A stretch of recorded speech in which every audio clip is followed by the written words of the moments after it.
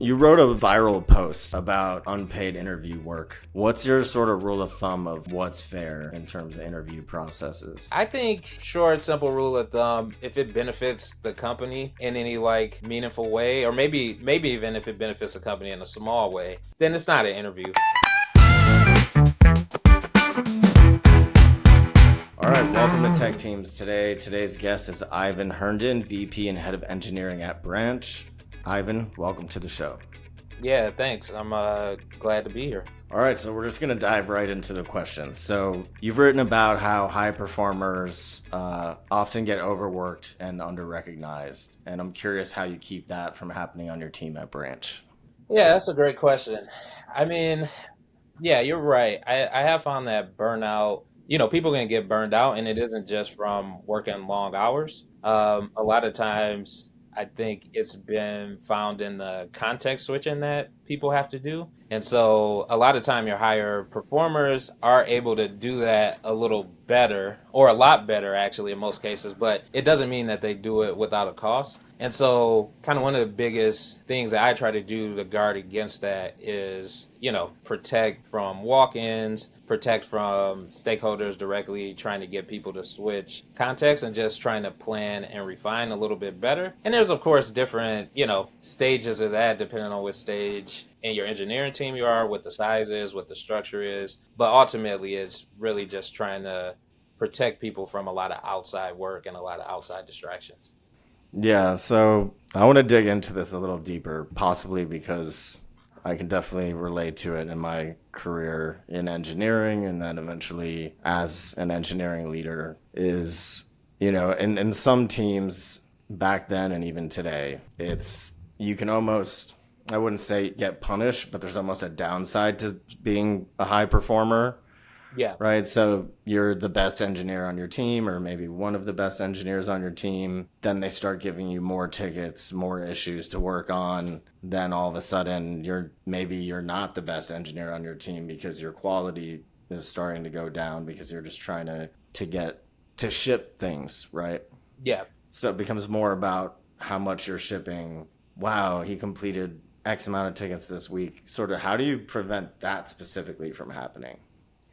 Yeah, that's a great question. So at Branch, specifically, our highest performing engineers, and if you think about them as like our dev leads, they do other things than just develop, right? They're like mentors of the team. A lot of times, they're the ones that are pushing change in our processes and helping us just be better overall as a team. I think it sounds really simple, but the best way to put it is just set the right expectations with the other teams that collaborate with us. And so whether that's the product team or various other stakeholders, making sure that they understand that yes, these are our top performers. They also have these other responsibilities. And so, we expect some percent of their time to be put towards these other efforts, but that will make the team overall better. And we have measurements in place also, like velocity. We measure our work with something else that we call impact points. It's like a prioritization mechanism that we use. And so we can see, when, for instance, if we're working with newer junior devs, we can see those numbers like dip when you're spending a lot more time into those efforts. But we can also see the benefit of, maybe taking somebody who's a high performer off of 100% IC time to do these other things that make a lot of sense for the team. Yeah, I remember my first boss in engineering who was actually a guest a couple weeks ago. I'll never forget this. I would go to him when I first started as an IC, which everyone at that company did. I guess I was going up to him too much. Like I'd hit a wall, hit Stack Overflow, not Yeah. find a solution, and I'd be like, "Hey, Ross, like, can you point me in the right direction?" Easily could save me hours and hours of my life, and he would just be like, "Do not come to me until you've exhausted all options and opportunities." And I remember at the time I felt like, man, that was mean.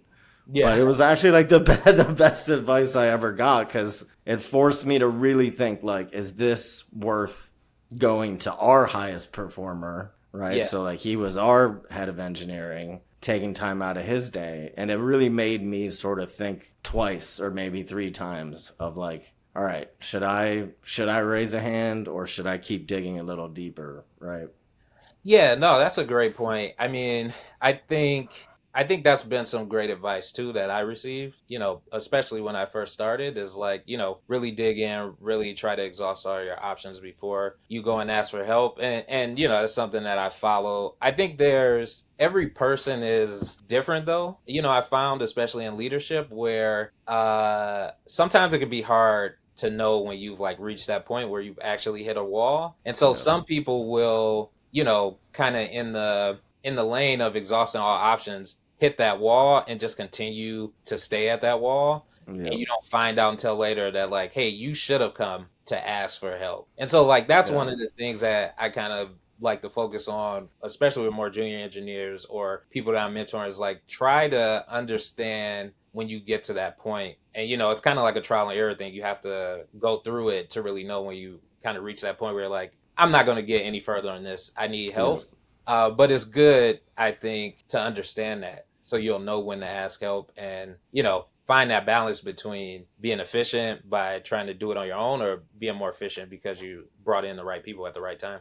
Yeah, I think the point about knowing when you hit the wall was something you really could only learn from experience, where Yeah. it's like, whoa, whoa, whoa, you've been working on that for 3 days? Like, why didn't you come? Why didn't you Yeah. raise your hand or ask somebody else? But it's like, well, he told me not to to come to him until I exhausted all options. And it's like, well, there's a balance between the two, right? Yeah, definitely. So you wrote a viral post about unpaid interview work, which hits a chord with me for sure. What's your sort of rule of thumb of what's fair in terms of interview processes? Yeah, I think, short, simple rule of thumb, if it benefits the company in any like meaningful way, or maybe even if it benefits the company in a small way, then it's not an interview. Like, Yeah, then it's work. And so, if it's work, you should pay for it. And I think that's where it goes. And so, there's also this some conversation I've seen, especially when you have like long interview processes with like a really whole long take home, that feels like work too, even if it doesn't necessarily benefit the company. And so, you have to really try to find that balance between like getting the right information that you need from the interview process without overtaxing, the interviewee. yeah. I think the part about is it benefiting the company is the best one. I remember I've had a few interviews where it was like when I switched from product and engineering over to marketing, and I was actually kind of looking at both. And I remember one company was like, draft us a marketing plan of what you would do. And it was like, whoa, whoa, whoa, that's Yeah. crazy.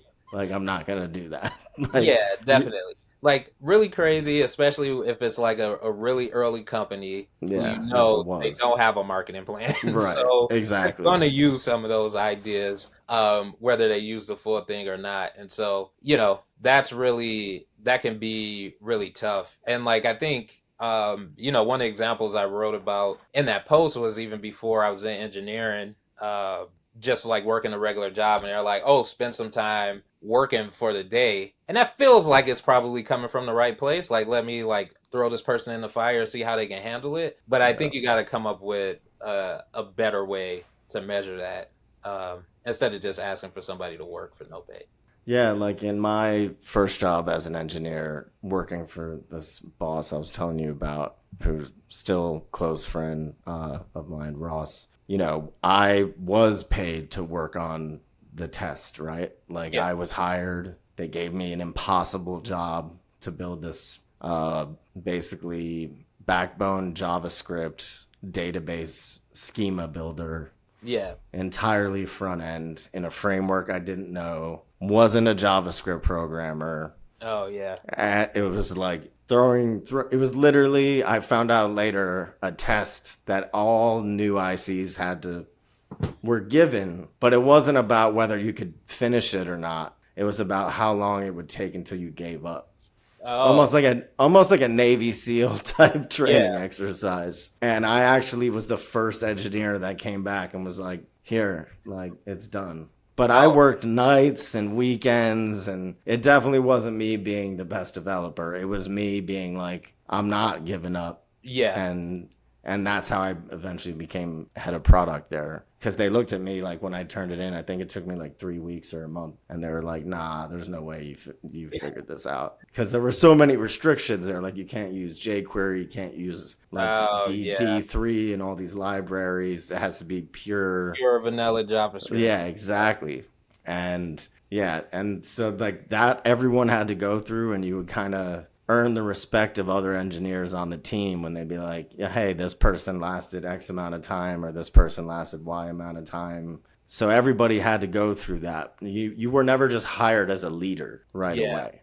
Yeah. You had to go through the same thing everybody else did, and I think it made for a stronger team. So speaking of stronger teams, so hiring, I feel like in the past couple of years in engineering and probably across the board has definitely been impacted by AI and LLMs. Yeah, sure. What do you think have been the biggest changes as a result of that?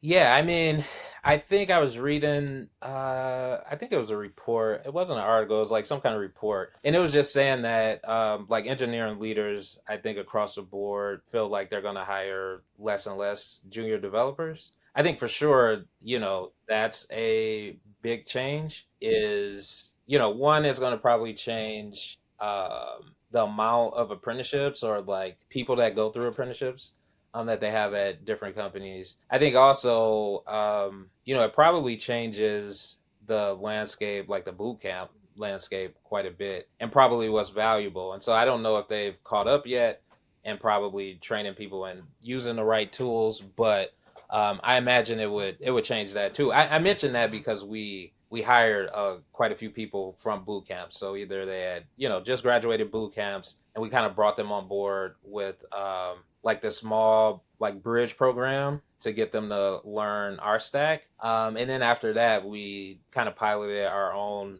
boot camp slash apprenticeship program where we taught them everything from scratch was our stack. And then to get hired, they still had to do our dev like take home assignment to come in as an apprentice or intern to start.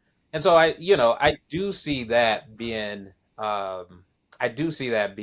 being a change that there will probably be less hires that you make on the junior side going forward. I mean, I think there is a benefit to it. There have been like pretty slow adoption early on of using the AI tools for devs, and there's still these stories every day on LinkedIn. Somebody's like, I used AI, it made all these changes, it broke everything, and somebody's like, I use it in an intelligent way and like it 10x my development. And I think you'll continue to get those stories. Like any tool, somebody's gonna use it wrong. Some people are gonna use it the right way. But if people are using it the right way and kind of using it as an assistant, not just trying to wave a magic wand, they'll be able to increase their value. I think increase their output, increase their efficiency, and specifically for me, I'd be hiring for that and looking for that. What tools are you using? How are you using them? We use a few different tools at Branch. We don't have a specific, like you have to use Cursor, you have to use Right. this.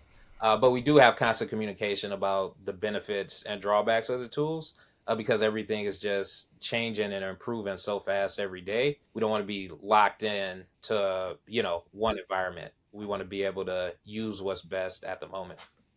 And they're evolving constantly. So it's, Yeah, yeah, at definitely. one point, this might be the best one, plus the models within them are changing. Yeah, What you were saying about my code base, it completely destroyed my code base or my yeah, latest version of my code base. Yeah, because you probably weren't using Git or using version control or committing to GitHub or backups or so yeah, it is about like those people probably don't have that foundational knowledge of like, hey, I'm working on a code base. right. I should probably use version control and Git and commit this somewhere every time I make, Yeah, yeah, a batch no, change or something like that. yeah, exactly. And I think there's probably a risk that with more like with junior developers who are coming up where these AI tools are able to do a lot is that they do skip more on the fundamentals because they were able to like vibe code their way through a basic web app or website Right. and now they're trying to do more and more things and they're like leaving all their secrets in the code, or like whatever, things that you're hearing that comes up. And so, yeah, I think it'll be interesting. I think it's good for, companies or engineering orgs to kind of have a set of guidelines for usage and keep the communication open about how valuable the tools are. Because it is still hard to measure the impact for a lot of teams. I mean, we're trying a few different things to do that. And so, yeah, it'll be interesting to just see how it evolves. But I do think it's something that your team should figure out how to get the best out of. Sort of on a similar topic, is there a difference in what you look for in a great engineering candidate today versus like 5 years ago? I think it's mostly the same. Which, I would say the biggest thing would be I'm still looking to see that you have an understanding of the fundamentals. So, historically, I've probably done more kind of technical questions in maybe pure JavaScript, not super long take home ones, like like the one that it sounded like you had to do, but like a set of Yeah. a set of questions that like really let me understand, if you understand the language well enough and can do things that we'll do in React or any other front end framework, or do things that we do in Node. And then I usually like to make sure that you can talk about the code that you've written intelligently. And so, the kind of questions I'll usually would allow me to ask, like, if you had to refactor this, based on these constraints, how would you do it? Talk me through it. Don't write any code. Just like explain it to me, and to make sure I understand it, answer those questions. Those would be the same types of things that I would look for, because I think, it's just as important now as before that you have that understanding. One of the tools I use is like Claude Code, for instance, because I like that it will, I don't let it go free and just say like commit everything. I let it go step by step, make the change, look at the diff, if Don't there's keep something else. all. Yeah, if there's something else I want to do, or if I like it. But if I don't like have an understanding of those fundamentals, or can explain to another person like what I want you to do in the code, it's going to be difficult to explain to the AI agent also. And so I think the skills and the qualities I'm looking for are the same. Interesting. I'm curious. This is a topic I'm really curious about because I started learning how to code or teaching myself how to code almost 16 years ago, where you just like textbooks basically, Yeah, staying up late at the university library. I wasn't a computer science student, and it was tough, and learning really tough technologies. No AI assistant, no computer science professors like patting you on yeah, the back or like telling you what direction to go, and what the difference is between that generation of developers that basically opened a blank IDE screen and sort of had to build out that boilerplate code, and like God knows how many hundreds of thousands of lines of like if else conditional statements yeah. and Switch loops. statements. Yeah, Yeah. Like, and then the developers, like you were just saying, like developers that kind of came into the game with basically Cursor, Windsurf, Copilot, and all these things. How do you see that like difference in mentality? And also, like you were saying earlier about, the amount of junior developers being hired is lower. And I've heard that from a lot of engineering leaders. How do you think those things connect? And like, what does that mean for the future? yeah. For me, I haven't personally seen them connect in a way that you would expect. Like, I don't have anybody on my team who like came in with the tools like ready to go, right? Everybody, would have been at least a few years before like an AI IDE was popular. And so what I've seen from like the most junior devs, and this isn't just necessarily those on my team, but I've heard this from other leaders as well, is that junior devs, I think, have been a little bit kind of hesitant to use some of the tools. I think maybe because they might be afraid that they don't understand everything that the tool may be outputting. And maybe just also, I think, concerned about showing the value in the tool, right? Like self preservation, of course. Right. So I've seen that a lot, which I would say, you would think the more junior you are, the more likely you would be to like gravitate towards the tool to try to show like, hey, I'm able to Right. output more, I got more throughput. But I've kind of seen, I would say, the opposite, where we're like prompting more junior engineers to kind of like, hey, like use these tools. Like these are just gonna make you better, make the team better. Like right now, we're not looking to replace anybody with these tools. We're just using them to enhance what we're doing already. And that messaging, and that prompting, I think has made that better. And like we've seen more adoption from people using it more consistently on the team. I'd say, with that, I think, same thing on the senior side. I think for different reasons, you will have some more senior developers kind of be hesitant about it because first time they use it, it didn't do things perfectly. It's like, hey, this is like it was supposed to write unit tests. All of it was broken, or like it said it ran the test and none of them worked. Like I'm not going to use this thing. It's going to be faster if I do it myself. And so there's that. I think that push and pull from both ends of like the skill level on the engineering teams there. And I found that,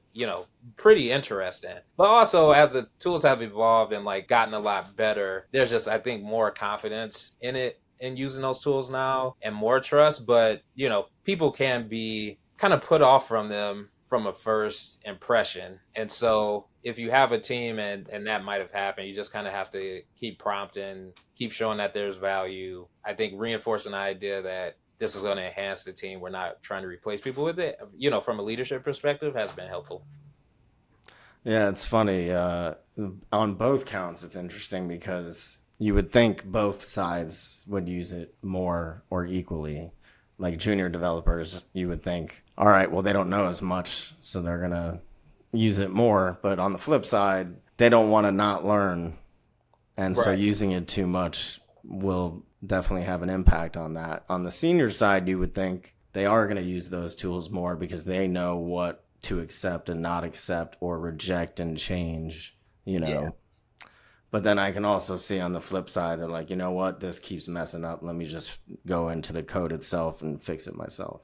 Yeah. It's like, you know, like kind of like review burnout, I guess, if you have like you're reviewing a bunch Yeah. of PRs and everyone you review, you have to say, hey, you should have did this way, you shouldn't have did that. If it starts to feel like that in your like IDE, then yeah, you're gonna be like, I don't want to deal with this. I'll I've dealt with that. yeah, Yeah. do it all right the Yeah. first time. But, I do think if you just kind of change how you think about it as, putting these different pieces together or orchestrating this, I mean, you can get things done, I think, a lot faster with the help of AI. I mean, specifically, I've had a lot of good experiences with Claude, like I was saying, but we were I've heard that.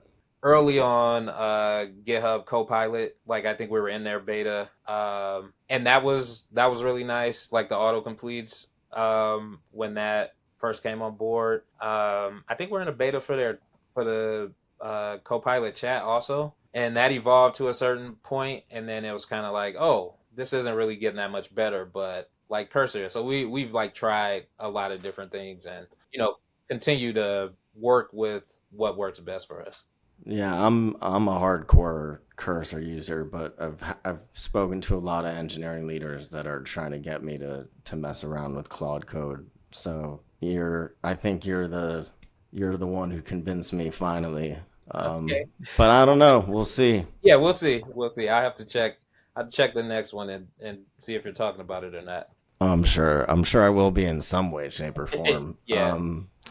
So I'm curious, like, there's this like picture in my mind that's hilarious of like, so, traditionally speaking, Silicon Valley engineers are like fairly young, 20s and 30s. And now with this like shortage of pipeline of senior engineers because not as many junior engineers are getting hired, I could see like a room full of engineers just like being in their 50s and 60s because it's like there are no more senior engineers. So it's like where do you see the next pipeline of senior engineers coming from? Yeah. I mean, yeah, that's a good question. I think where are they coming from? I mean, yeah, like demographically, I think you're probably right that you will see more senior engineers be kind of in that older demographic? Because I think, like you're saying, less junior engineers probably means less like middle management position. I mean, we see it all the time with the larger companies. Like I'm getting rid of, a third of the managers or whatever it might be that are managing smaller teams, 5 people. So it seems like, some orgs are going towards probably larger engineer orgs versus kind of like the 5 to 8 kind of rule for teams. So that's interesting. But I do think that wherever they come from, they are going to be people who are getting the most out of whatever like AI tools that they're using and understand like how to, kind of like set their teams up for success on it. So, it could be helping with the development, like we're talking about Cloud Code. It could be helping in the review process. Like we have an AI tool that essentially does code reviews for us. We could use it to like work on issues, but it doesn't have that like interactive aspect that Claude Code does. It would just like take an issue and work on it, and then you comment on the PR to make changes and kind of go back and forth. But in these like much longer cycles with larger blocks of work. But I think those senior engineers are going to be able to do that, be able to orchestrate between that, and just probably have to continue to dig in more on the other side. That's like, I guess, business acumen, but really just understanding the different aspects of the system and the impacts of making a change over here. How does it affect the business? How does it affect this other service? The side effects, and kind of look at it more, maybe it's more architecturally, might be what I'm thinking, but, just really have a like a bigger picture view and orchestrate these tools in the best ways. Which used to not really be the case, right? You could Yeah. really be an engineer, and I've worked with a lot of them where it's just like they have no idea like what they're doing and how it translates like to the end user. They're just given a ticket or a lot of tickets, in any given sprint, and they, code all day, clock out.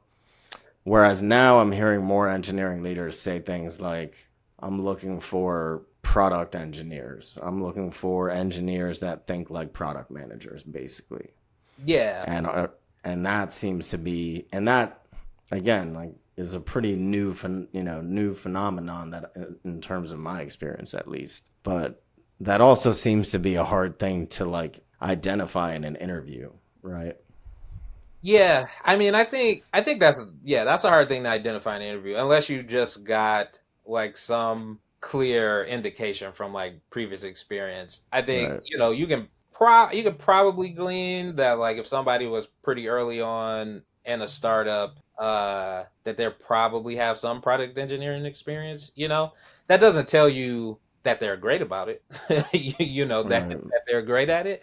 We have like at Branch, like our culture book, there's a couple of things that we call roots, which are like, we think about things we want to look at from kind of like a V1 perspective. It's like if we're taking, a body of work or feature, like we want to make sure we're putting the best version out, but, not over adding features. And then we've got another one of like ask why. So we're kind of like prompting the engineers on our team to like ask those questions to push back on product or stakeholders. Like, we don't want stakeholders a solution for us, right?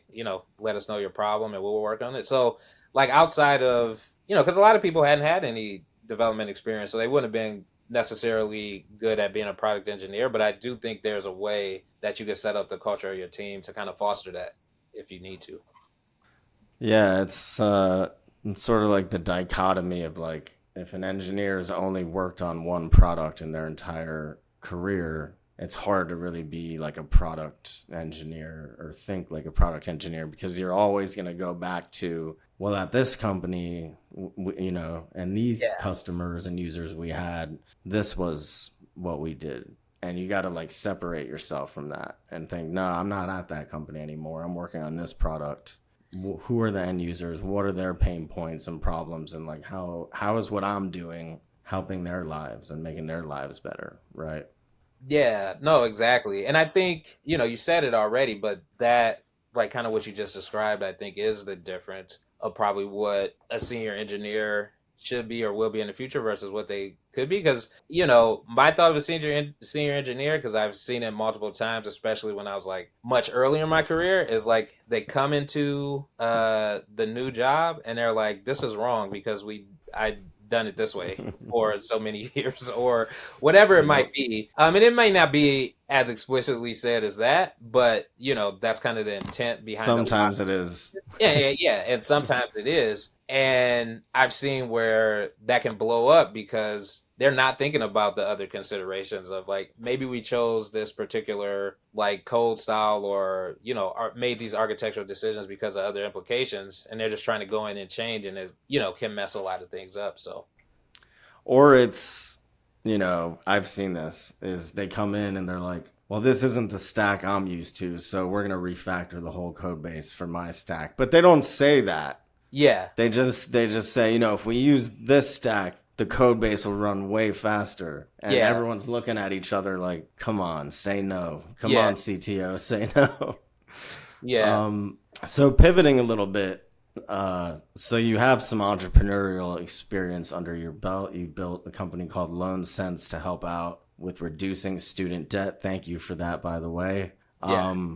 What were sort of the biggest lessons you learned from that? And also specifically shipping under pressure, solving like a really deeply personal problem for a lot of people.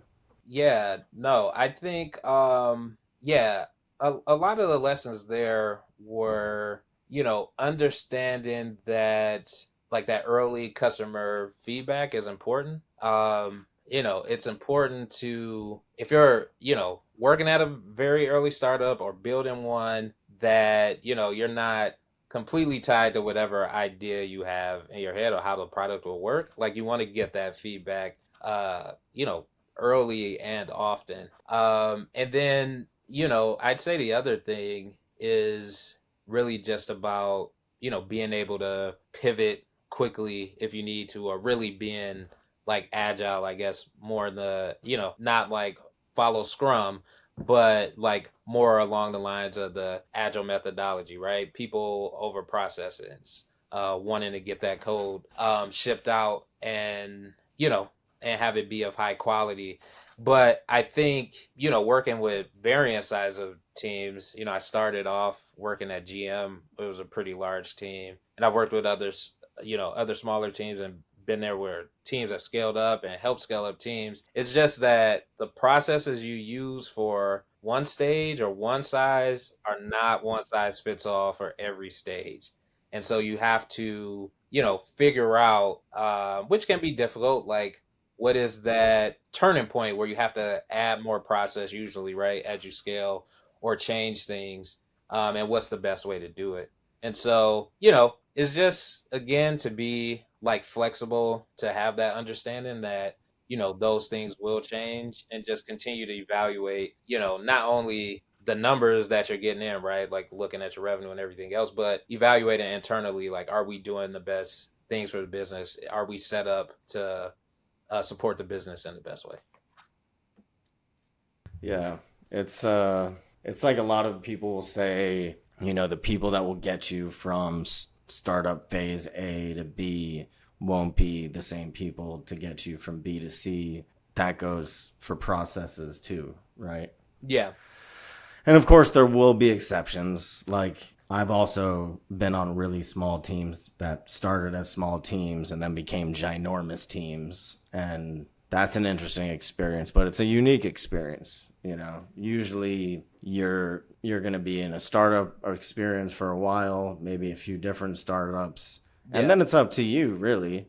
Like, do you want to go work at a big tech company? Because, like, that's a whole different world, right? Like, I remember there was a point in my career where I'd been in tech for 10 years and, getting recruited by these big tech companies. And, of course, your, like, eyes light up because you're like, oh, my God, I'm going to go work for this big tech company. Yeah. But then you think about, like, the reality of it. Like, well, where I'm at now, I like run product, exactly. I manage like 25 engineers and I have pretty big impact on this product. Right. But if I go to this big tech company, I'm working on like a button for 30 days or something, you know? Yeah, it could be crazy. I won't say the name, but it was a surprisingly large tech org for this pizza company that I worked for maybe like 2 months. It was so slow, it was Yeah. unbearable.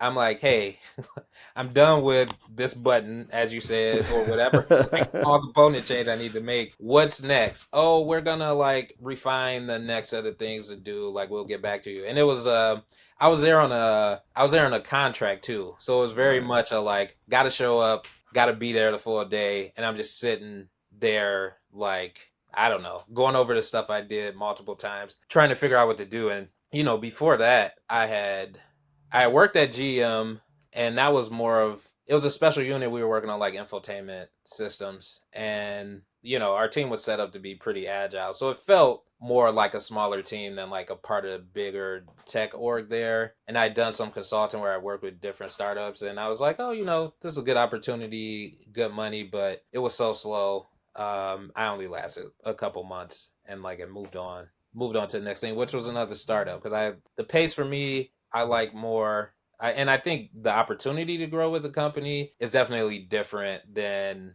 like being placed somewhere and kind of being placed in a slow moving machine that you're just a cog of. Yeah. Yeah. And but weirdly enough, some people want that. Oh Some yeah. people, like I remember a couple engineers just coming to me like every stand up and being like, just give me the easiest tickets. And Yeah. I'd be like, what?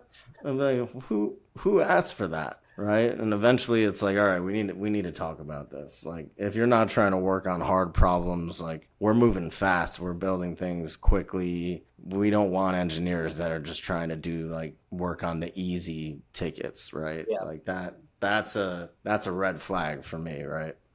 Yeah, no, for sure. I mean, yeah, to say, I think the bigger red flag is to actually say it. Like, I know, right? one in that Like, is a red flag, but then to go, yeah, you know what? Just make sure I get only the easy tickets. Yeah, that's well, a these were engineering leaders that had like rock solid resumes and, I gotcha. kind of Okay. just thought like they were bulletproof in terms of job security. But yeah, and this was a long time ago. And I Yeah. don't think anybody's asking for the easy tickets today. I mean, Yeah. that's very telling. I'll just put it that way. But they probably would have loved the job at the pizza company for sure. Yeah, they might have. I could believe it. All right, so we're gonna wrap up the episode with a few rapid fire questions, but feel free to take as long or as little as you want to answer. So this one I ask almost every guest, which is, what's a common engineering leadership principle that you strongly disagree with? Yeah, I guess I would say, yeah, so it's just like Maxim, like leaders eat last. I think, I think that feels great to be like, oh, I'm so sacrificial for my team, but actually, you want to be like there in the middle of it with your team. So I say, yeah, you don't eat first, but you should eat together with your team. To continue on with that, I guess, allegory. But yeah, you want to be in the thick of it with your team. You want to be there supporting your team. You want to be there, protecting your team, or whatever you call it. But you have to be in the middle of it with your team. And so any distance, saying first or last, just feels like you're distancing yourself from your team when you should really be more a part of it. Yeah, I really like that. It makes total sense too. I forgot the author of the book, but maybe we could get him on the podcast. Yeah. What's one practice that you've banned from your team entirely? Maybe Um. since AI. Oh, since AI. Okay. Well, either one. Yeah, well, yeah, I'll try and answer it two ways, I guess. Well, one is like this idea of like surprise, kind of like surprise performance reviews. What I mean by that is like you get to the performance review and everything that's written is like the person's like, I've been doing, poorly this whole time. I didn't know about it. And so, one thing, for me, for those on my team, it's like, we have weekly one-on-ones with any direct reports. You should be talking about performance at least like once a month. And if like the other person doesn't bring it up, like you as a leader should. And then we do skip levels too, right? So that kind of like any performance conversations will will be had before the performance review. And then I guess after AI, well, an easy one after AI would be probably like no merged PRs without a review. And now that rule is in place already, but sometimes it's like hot fix time, you got to do it. But because we have a AI PR reviewer, like we'll get a review on everything as soon as it goes up. And so, outside of that, the newer rule, since the tool that we're using has gotten better, is like you have to address all the AI's comments, right? And now you could dismiss them. You could say, actually, I don't want to do this, but you need to address all the comments that it's making on the PR.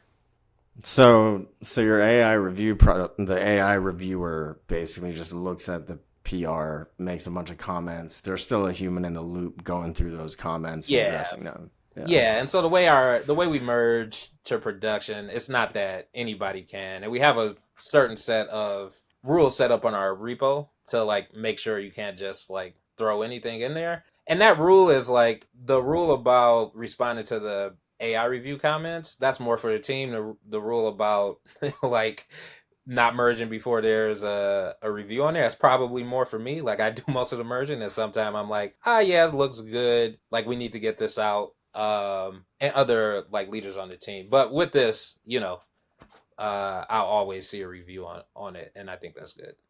What's a tech tool or framework that you think is overrated, underrated? I would say probably. Well, I'm gonna use this as an example, but like Kubernetes as just like the default choice. Not that there's anything wrong with it, but I think a lot of times, and this goes back into like talking about startups a little bit, it's like you'll make these choices because it's the framework people are talking most about, the tool that people are talking most about, and it's just probably way too complex, to start working with for a small team. You probably just don't need everything that it gives, and if it adds additional like cognitive load and like switching costs that you have, it's just probably not worth it if you can accomplish the same thing with something that's more familiar. I think underrated is probably documentation. Like, I wouldn't say that's really a tool, but and I'm not one to like have ever when I was at IC just like, oh, I need to document everything. I came up in development where it was like this clean code kind of thing, like I can't think of it, but it was like you're a craftsman software, so like you should write your code in a way where it doesn't need to be documented, or you write your unit tests so that you don't have to actually write documentation. I mean, you still wrote documentation, of course, but I think it's more important, I've found recently, than I would have thought, especially at the beginning of my career. And that's for like internal teams and customers. It's very important for the dev team. It's important for people that aren't on the dev team, but in the company, and external also. Especially for remote teams and onboarding and Yeah, yeah. remote teams for sure. Especially remote teams that have a asynchronous aspect to it, where people aren't in the same time zone. All of that is super important. And Uh, at Branch, are you guys remote, hybrid? yeah, so we're remote. We're remote for sure. Remote first. Our headquarters is in Columbus, Ohio, and so there's quite a few devs that are there. They can come into the office, but I'm in Metro Detroit area. We got people in Florida, Colorado. We have people in overseas also, and so yeah, we're remote first. So last question. What I'll split this in two. What would be your biggest piece of advice for aspiring engineering leaders today? So they might be at a junior engineer level, maybe just a mid-level engineer or a senior engineer, but they Yeah, want to take that next step to leadership.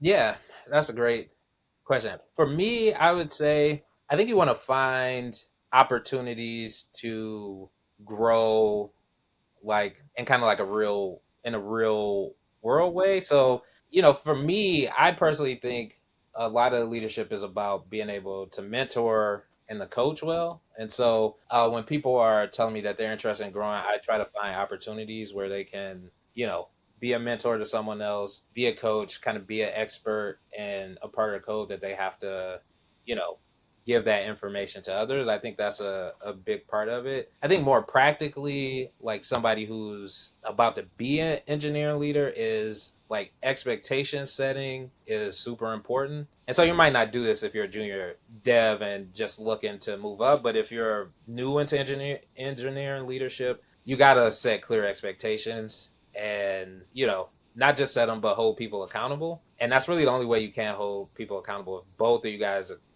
understand and agree on the expectations. Yeah, I guess that would be it.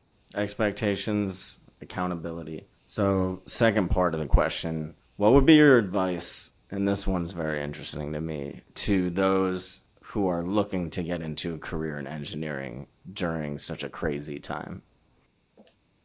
Yeah, that is a good question. I haven't had this. I used to answer this question all the time before, like the last couple of years, and I don't Right. think I've answered it for anyone. But I do think that I think my answer would be the same. Is that I would say pick a language that you could go kind of all in on. I think if you can, for me, it was easier to kind of be expert in one language and then learn other languages. So for me, that was JavaScript. I had like roles where I was doing Python or doing Ruby. And I think it was a lot easier that I understood JavaScript well because those principles are going to be the same in every language versus I'm going to learn all three or as many as I can at once. I think I would say that that's still the case. And if I were to pick, I would probably say it's worth, if you're just learning, it's probably worth doing something with like AI and ML. So probably that language would be Python, which for me, I've always said JavaScript. So that's like a change for sure. But I think I think that would be my advice because you've got the like dev side of it. Again, if you came to a job where you got an offer and you had to do JavaScript and you're like good at what you do, I think it's easy to transfer those skills over and learn how to work with React or work with Node. And then you can also do like more kind of like data analytics things or data scientist things too with that. And so I think it opens you up to like have different options with that. So that would be my advice today. Yeah, solid advice. If I go back in time, I would have picked Python over PHP, but what can you do? Yeah, what can So, you? Ivan, thank you so much for coming on the show. Great conversation.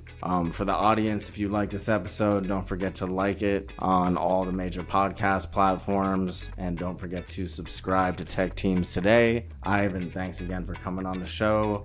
Yeah, thanks for having me.